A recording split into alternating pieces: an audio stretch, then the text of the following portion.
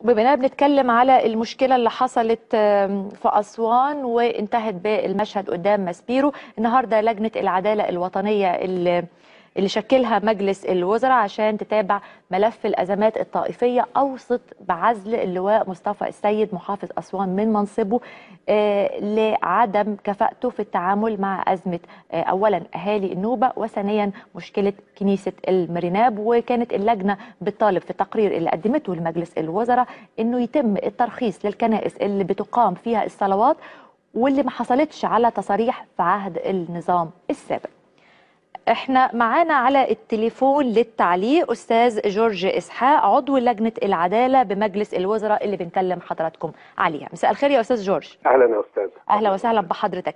لاي حد يعني توصيات اللجنه بالفعل هتكون قابله للتنفيذ يا استاذ جورج؟ اولا جسد المصري شيء مقدس، واللي هيمد ايده عليه تاني هنقطعها له. بالعربي كده مفيش حد يفض اعتصام بالطريقه دي. انا شخصيا مع عدم قطع الطريق، هذه جريمه يجب ان يعاقب عليها اي حد يعملها.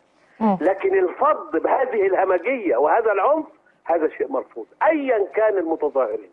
في طرق كثيره، واذا كانت الشرطه والقوات المسلحه ما عندهاش الادوات اللي هتفض الاعتصام زي كل الدنيا، ما حدش يمد ايده على حد.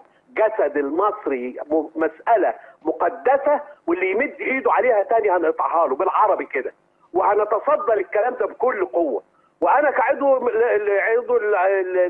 حقوق الانسان بقول ان ده خطر جسيم، محدش يمد ايده على حد، لان دي مساله خطيره. الحاجه الثانيه ان كان عندنا اجتماع امبارح في لجنه العداله والمساواه شكلها السيد رئيس الوزراء، وحطينا توصيتين اساسيتين. التوصيه الاولى وهي عزل محافظ اسوان لتعليقاته الفاشله على الموضوع، معالجته لازمه النوبه، وانا كنت هناك، واتهامه للنوبيين الشرفاء العظام اللي هم جزء من اهل مصر انهم عندهم اجنده اجنبيه. ورغم كل اللي عملناه والمؤتمر اللي عملناه والناس كانت مرحبه جدا بان هم اصباء يعني، وهم فعلا جزء من الشعب المصري لا ينفصل، قايم يقول هذا الكلام الفاشل. الحاجه الثانيه تصريحاته بخصوص ازمه الكنيسه، هذا يجب ان هو يستريح، لان احنا عايزين محافظ سياسي مش محافظ بس يعني يقمع الناس. طيب بس استاذ جورج انا عايزه اتفضل. الحاجه الثانيه هي انه كل مكان اقيمت فيه صلاه، اذا كان كنيسه او مكان، يعطى له تصريح حتى نقفل هذا المجال، وهنرجع للتراث الاسلامي ازاي كان بيتكلم على دور العباده. عايزين نطلع الكلام العظيم بتاع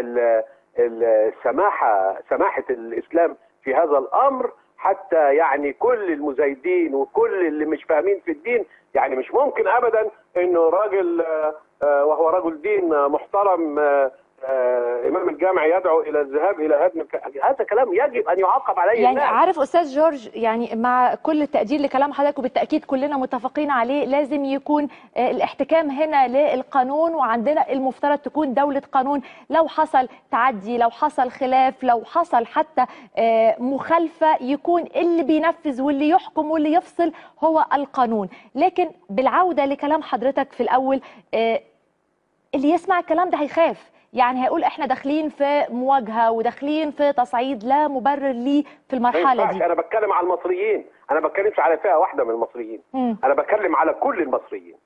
من يقوم بتظاهره او احتجاج لا يمس ولا ما يتضربش بالطريقه دي ولا كده. انا ما بتكلمش على حد معين، انا مصري وبحب المصريين كلهم وادافع عن المصريين كلهم، ده كلام ينصب على المصريين. الحاجه الثانيه ان الرجال اللي بتوع الكنيسه دول، انه اذا حصل تجاوز في البنى من حق السلطه، من حق القانون انه يطلب منه انه يشيل الزيادات دي، وهم استجابوا. القانون هو ينفذ، مين صفته يروح يهدم ليه؟ بصفته ايه؟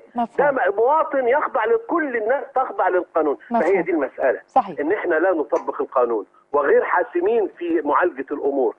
الحاجتين الحس وعدم تطبيق القانون هو اللي عامل هذا الفشل في الحياه المصريه دلوقتي حاليا. ما حدش بيتعاقب، ما حدش يعني انا سمعت فعلا ان في اجراء تحقيق جنائي لما حدث. هو ده الموضوع، وده المطلوب، وده المطلوب. لكن طبطبه وتبويس لحى ومعلش الدور ده وسامحني واعملني، نحن مواطنين لا يصلح. ونحب الموطن. بشكرك أستاذ جورج إسحاق، عضو لجنة العدالة بمجلس الوزراء.